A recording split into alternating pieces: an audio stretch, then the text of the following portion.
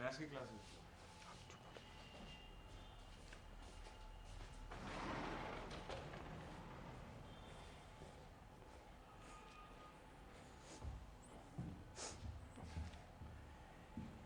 चलो बच्चों स्टार्ट करते हैं भाई। बहुत दिन बाद क्लास ले रहे हैं। एक्चुअली कुछ प्रॉब्लम्स चल रही थी, इसलिए पूरा कॉन्टीन्यूसली क्लास नहीं ले पाए, लेकिन अब कोशिश करूंगा कि पूरी क्लास कॉन्टीन्यूस लूँगा और पूरा सिलेबस कराऊँ।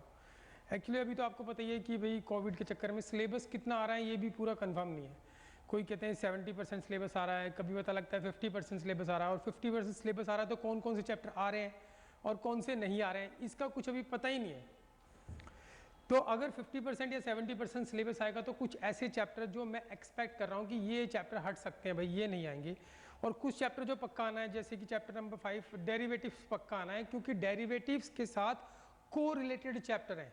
डेरिवेटिव है, एप्लीकेशन ऑफ डेरिवेटिव है, फिर उसके बाद इंटीग्रेशन है, वहाँ पे भी डेरिवेटिव का यूज होता है, एप्लीकेशन ऑफ इंटीग्रेशन है, फिर डिफरेंशियल इक्वेशन है, इन सब में डेरिवेटिव का यूज होता है। अब ऐसा तो नहीं कि सारे के सारे मेन चैप्टर वो हटा देंगे, सारे मेन चैप्टर तो हटा नहीं सकते, तो ऑब्वियसली कि ये पूरे सीक्वेंस में तो आएंगे। जो इंडिविजुअल चैप्टर हैं जिसका किसी चैप्टर से कोई लेना देना नहीं है, शायद वो हट जाए।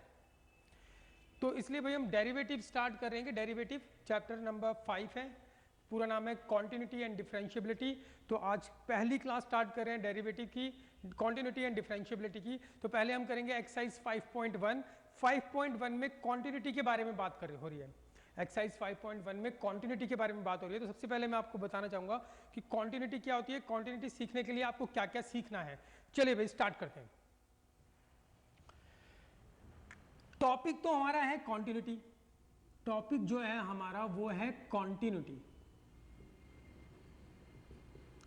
टॉपिक तो कॉन्टिन्यूटी है। एक्सरसाइज 5.1 है ये एनसीईआरटी की। पहले एनसीईआरटी की बात कर रहे हैं, पहले हम बात कर रहे हैं एनसीईआरटी की। अच्छा करेंगे कैसे ये भी बता दूं।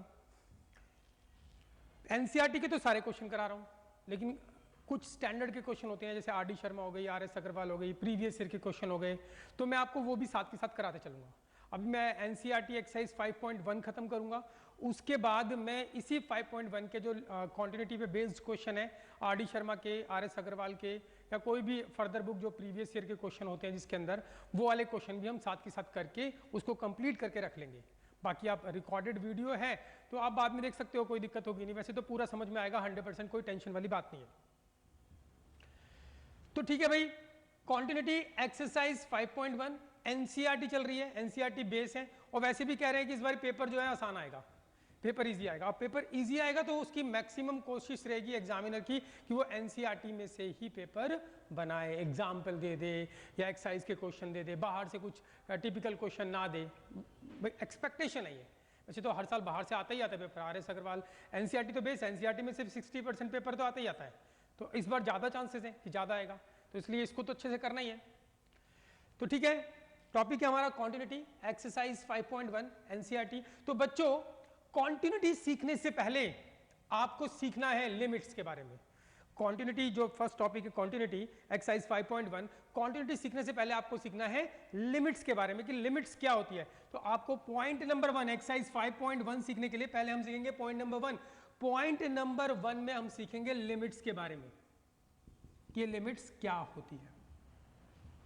एक जनरली, नॉट एग्जैक्टली, ताकि आपको एग्जैक्टली थोड़ा सा दिमाग में आ जाए, एग्जैक्टली नहीं बता रहा हूं, थोड़ा जनरली थोड़ा सा नॉर्मली बात बता रहा हूं कि मान लो ये फंक्शन है f x equals to x square, f x equals to x square, और यहां पर कोई एक पॉइंट है एक्स, एक्स इक्वल्स टू 2।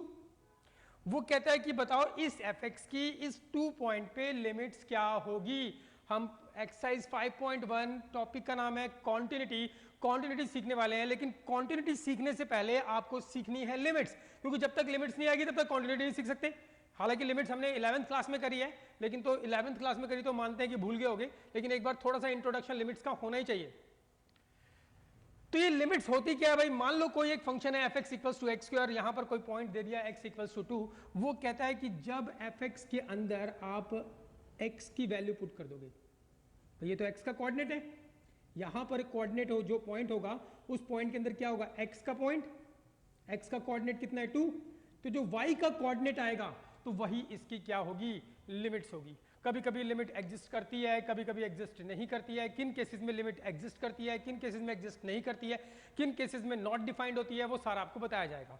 तो भाई सिंपल सी बात अभी चल रही है, बिल्कुल सिंपल सी कहानी कि आपके पास कोई एक फंक्शन है fx equals to x square और x इक्वल्स टू 2 है, तो बोलता है इस fx की इस 2 पॉइंट पे लिमिट क्या होगी। तो आपको कुछ नहीं करना, यानी कि अगर पॉइंट है, पॉइंट होता है, पॉइंट में जो कोऑर्डिनेट होते हैं वो किस किस के होते हैं, एक होता है x का कोऑर्डिनेट, x का डिस्टेंस ये वाला, और एक होता है y का कोऑर्डिनेट, यानी सीध में जो y का डिस्टेंस होता है वो, जो y का डिस्टेंस होता है, जो y की वैल्यू होती है वही उसकी लिमिट्स होती है। ये मोटा मोटा आपको रफली बताया मैंने, नोट एग्जैक्टली, तो आपको ये अभी ध्यान रखना है ताकि थोड़ा सा दिमाग में आ जाए कि बेसिकली क्या करना रहता है। fx equals to x square है, x इक्वल्स टू क्या है 2, तो जब x की वैल्यू यहां पर 2 रख दोगे आप तो क्या आ जाएगा 2 का स्क्वायर यानी कि 4 आ जाएगा। तो यहां पर अगर x का कोऑर्डिनेट 2 है तो y का कितना है 4, तो इसका मतलब इस फंक्शन की इस 2 पॉइंट पे लिमिट क्या है 4। कहानी समझ में आई भाई, छोटी सी बात बताइए, कुछ खास नहीं है, कुछ मुश्किल भी नहीं है, सिंपल सी कहानी चल रही है। पॉइंट नंबर 1 चल रहा है, पॉइंट नंबर 1 के अंदर हम बता रहे हैं आपको लिमिट्स क्या होती है। तो लिमिट्स के बारे में आपको क्या जानकारी इकट्ठी करनी है। मान लो कोई फंक्शन है, ऐसे बना दिया मैंने टेढ़ा मेढ़ा फंक्शन, मान लो कोई फंक्शन है fx equals to x square और यहाँ पर क्या है हमारे पास x इक्वल्स टू 2 का पॉइंट है। वो कहता है इस fx के अंदर x की वैल्यू जब 2 रखोगे जो आंसर आएगा वो लिमिट होगी, यानी इस फंक्शन की इस पॉइंट के ऊपर जो हाइट है, y का कोऑर्डिनेट है, वही क्या है इसकी लिमिट। अब सुनना मेरी बात ध्यान से, टॉपिक चल रहा है लिमिट्स, थोड़ा मोटा मोटा बेसिक बता दिया मैंने। अब लिमिट्स करते कैसे हैं, जो बेसिकली आपको उतना ही बता रहा हूं जितना जरूरत पड़ेगी। लिमिट्स करते कैसे हैं, मान लो एक छोटा सा एग्जांपल, कोई एक एग्जांपल है मेरे पास, लिमिट x टेंडिंग्स टू 1 और यहां पर दे दिया उसने x स्क्वायर। तो इसका मतलब क्या है, इस x स्क्वायर एक फंक्शन है, इस फंक्शन की x टेंड्स टू 1, इसको क्या बोलते हैं टेंड्स टू 1। ये जो तीर है हमारे पास इसको बुलाते हैं टेंड्स टू या चेंज टू भी बोलते हैं, क्लियर है भाई, या अप्रोक्सीमेट भी बोलते हैं। तो क्या है हमारे पास, limit x tends to 1 x square, मतलब इस फंक्शन की इस पॉइंट के ऊपर लिमिट क्या होगी। तो बच्चों सिंपल सी बात है, 100 बातों की एक बात, जब भी कभी आपको कोई लिमिट का क्वेश्चन सॉल्व करना हो तो जो x की वैल्यू हो सीधा उठा के जहां जहां x लिखा हो उसकी जगह पुट कर दो, बस आंसर। कहानी समझ में आ रही है भाई, अभी कुछ और भी बातें हैं वो धीरे धीरे पता लग जाएंगी। तो अभी बिल्कुल सिंपल सी कहानी चल रही है कि आपके पास लिमिट x टेंडिंग्स टू 1 है और ये हमारे पास फंक्शन है x स्क्वायर। तो आपको कभी भी किसी फंक्शन की लिमिट निकालनी हो तो x की जगह उठा के क्या पुट कर दो 1। तो इसमें अगर आप x की जगह 1 पुट कर दोगे तो क्या आ जाएगा 1 का स्क्वायर, और 1 का स्क्वायर क्या होगा 1। तो इस फंक्शन की x इक्वल्स टू 1 के ऊपर लिमिट क्या हो गई 1। कहानी समझ में आ गई होगी, दूसरी बात चल रही है। चलिए और थोड़ी सी बात करते हैं। मान लो वो बोलता है limit example number 2 x tends to 2, उसने लिख दिया x स्क्वायर माइनस 4 अपॉन में x माइनस 2। ये रहा क्वेश्चन। हमें कुछ भी नहीं करना होता बच्चों लिमिट के क्वेश्चन में करना क्या होता है, जो x की वैल्यू होती है वो उठाकर पुट कर दो और जैसे ही पुट करोगे वैसे ही आंसर आ जाएगा। मगर बस आपको एक बात ध्यान रखनी होती है, वो क्या बात ध्यान रखने वाली है वो बताने वाला हूं। जैसे कि ये क्वेश्चन है लिमिट x टेंडिंग टू 2, तो मैंने आपको क्या बताया, इस फंक्शन की आपको इस x इक्वल्स टू 2 के ऊपर क्या निकालनी है लिमिट। तो अगर किसी भी फंक्शन की किसी पॉइंट के ऊपर लिमिट निकालनी हो तो सीधा वो जो पॉइंट x है वो उठा के पुट कर दो, आंसर आ जाएगा। लेकिन एक बात का ध्यान रखना है, वो बात ध्यान रखने वाली क्या है, जब सीधा आप x की वैल्यू 2 रखोगे तो सीधा x की वैल्यू 2 रखने से denominator should not be 0, denominator में 0 नहीं आना चाहिए। अगर डायरेक्ट पुट करने से डिनोमिनेटर में 0 आ गया तो आप लिमिट निकालने के लिए डायरेक्ट पुट नहीं कर सकते। तो आपको उस क्वेश्चन को कुछ हद तक सिंप्लीफाई करना पड़ेगा, इतना सिंप्लीफाई करना पड़ेगा कि सिंप्लीफाई करने के बाद आप पुट कर रहे हो डिनोमिनेटर 0 नहीं आ रहा। अगर डिनोमिनेटर 0 नहीं आ रहा तो पुट कर दो सीधा आंसर। क्या बोल दिया मैंने, अरे बोल क्या दिया, देखो भाई ध्यान से सुनो। 100 बातों की एक बात है, वो क्या, जब भी कभी आपके सामने लिमिट का कोई क्वेश्चन आए तो आपको कुछ नहीं करना। जैसे x टेंड्स टू 1 है तो ये जो लिमिट है उठा के सीधा x की जगह पुट कर दो। तो मैंने सीधा उठा के पुट कर दिया, तो यहाँ पे 1 पुट किया तो ये 1 का स्क्वायर हो गया, 1 का स्क्वायर 1 आंसर हो गया लिमिट का।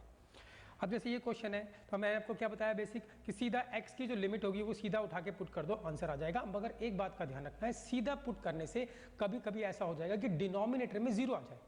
अगर डिनोमिनेटर में कभी 0 आ रहा है तो आप सीधा उठा के पुट नहीं कर सकते, आप क्योंकि डिनोमिनेटर में 0 आ जाएगा तो नॉट डिफाइंड हो जाएगा। भाई सुनना बात ध्यान से, तो अगर सीधा उठा के पुट करोगे तो डिनोमिनेटर अगर 0 आ रहा है तो आप सीधा उठा के पुट नहीं करोगे, उसको उस क्वेश्चन को उस हद तक सिंप्लीफाई करोगे कि सिंप्लीफाई करने के बाद आप पुट कर रहे हो और डिनोमिनेटर 0 नहीं आ रहा। जहां पे भी डिनोमिनेटर 0 ना आए सीधा उठा के पुट कर दो, लिमिट का आंसर हो जाएगा।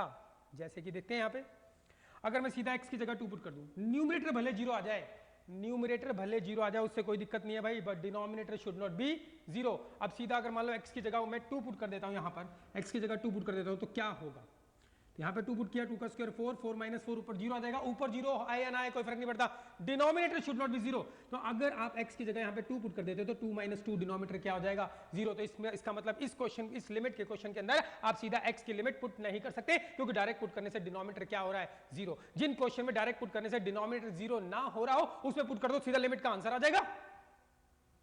तो इस क्वेश्चन में मैं सीधा पुट नहीं कर सकता, तो इसको सिंपलीफाई करना पड़ेगा। अब इसमें सिंपलीफिकेशन क्या होगा बच्चों, सिंपलीफिकेशन कुछ भी हो सकता है, कहीं पे ट्रिग्नोमेट्री के फार्मूले लग जाएंगे, कहीं पे कोई अलजेब्रा के फार्मूले लग जाएंगे, कहीं पे रैशनलाइज करना पड़ेगा, कहीं पे कोई और लिमिट्स का ही फार्मूला लगाना पड़ेगा, वो सारे मैं आपको बताने वाला हूं ताकि दिक्कत ना हो। तो भाई ये लिमिट का क्वेश्चन था, बिल्कुल सिंपल सी कहानी होगी। अब आपके दिमाग में भेजे में बिल्कुल बैठ जानी चाहिए वो बात, क्या बैठ जानी चाहिए कि आप सीधा उठा के पुट कर दो, जब भी लिमिट का क्वेश्चन आए सीधा जो लिमिट होगी वो सीधा उठा के पुट कर दो, मगर डायरेक्ट पुट करने से डिनोमिनेटर में 0 नहीं आना चाहिए। अगर डिनोमिनेटर में 0 आ रहा है तो आप सीधा उठा के पुट नहीं करोगे, उसको उस क्वेश्चन को उस हद तक सिंप्लीफाई करोगे कि सिंप्लीफाई करने के बाद आप पुट कर रहे हो डिनोमिनेटर 0 नहीं आ रहा, जब डिनोमिनेटर 0 नहीं आ रहा तो पुट कर दो, लिमिट का आंसर होता है। जैसे कि यहाँ पर x इक्वल्स टू नीचे तो 1 है, इसके नीचे 1 है, कुछ नहीं है तो सीधा 1 पुट करोगे, डिनोमिनेटर में 0 नहीं आ रहा, पुट कर दो आंसर। इस क्वेश्चन के अंदर आप सीधा अगर x की जगह 2 पुट करोगे तो 2 माइनस 2 डिनोमिनेटर 0 हो जाएगा, इसका मतलब इस क्वेश्चन में आप पुट नहीं कर सकते, सिंप्लीफाई करना पड़ेगा। तो क्या सिंप्लीफाई करेंगे, लिमिट x टेंडिंग्स टू 2, ये लिखते चलना है लिमिट, कब तक लिखते चलना है, जब तक आप पुट नहीं कर देते, जब आप पुट कर दो लिमिट तब लिखना बंद कर देना है। तो लिमिट x टेंडिंग्स टू 2, तो इसको सिंप्लीफाई कैसे करूं, क्या मैं इसको लिख सकता हूं x स्क्वायर, 4 को लिख सकता हूं मैं 2 का स्क्वायर एंड x माइनस 2, मैंने एक स्टेप सिंप्लीफाई किया। अभी भी आप